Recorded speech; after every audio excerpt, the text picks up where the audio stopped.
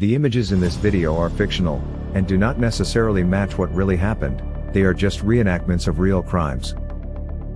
Today, there are many true horror stories circulating on the internet. Those brave enough to explore the web can find endless accounts of terrifying events that allegedly happened to real people. But, as we all know, truth can be even stranger and scarier than fiction. Be careful if you're sensitive when watching this video. The creepy homeless. On a beautiful fall day in Sacramento, California, onlookers were shocked by a seemingly inappropriate Halloween joke. A disheveled elderly woman was wandering down the street, holding a large stick with a genuine human skull on top. The police were called and followed the woman, who led them to an abandoned homeless camp. In the center of the camp, they found a rotting, headless corpse.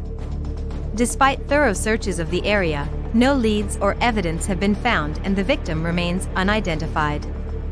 The woman who was carrying the skull is not believed to be connected to the murder.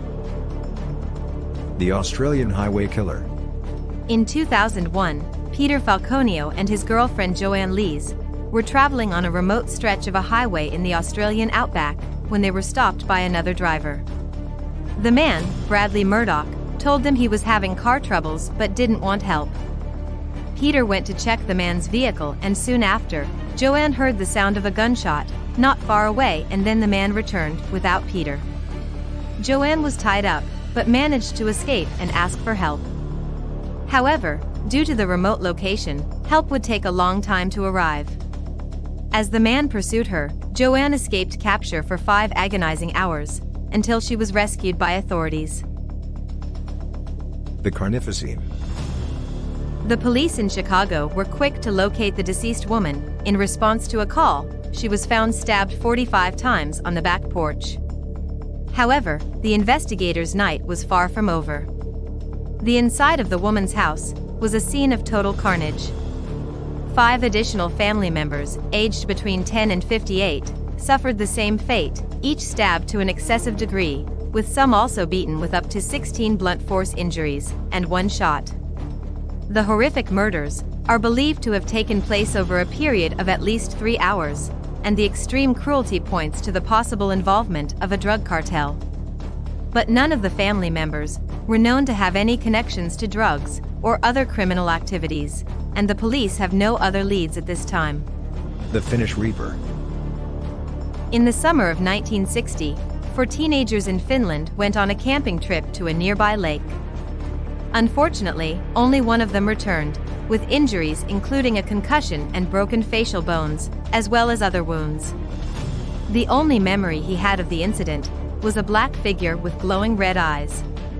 People in the area have speculated that it was Death himself who was responsible for the attack. The bodies of the other 3 friends were discovered with brutal stab and blunt force wounds, but no weapons were found at the scene. Over the years, there have been numerous suspects and leads in the case, but none have produced any results. Even a man who confessed to the crime on his deathbed was later proven to be false. 44 years after the incident, the survivor was even arrested, but a modern investigation using DNA testing came up empty. To this day, the mystery of what happened that night continues to captivate the local community, and is rumored to have inspired the horror movie Friday the 13th. The Highway Psycho. Unfortunately, Professor Rita Mays from Montana was kidnapped while stopping at a highway rest stop.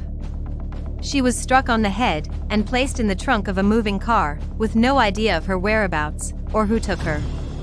She maintained anguishing contact with her husband and a police officer, as the quality of her phone signal declined. The police determined the direction of the car and found it in Spokane, Washington, but contact with her had been lost. Unfortunately, the car was found with Rita's body in the trunk, in a parking lot shortly after midnight. The coroner determined that she was murdered after arriving in Spokane.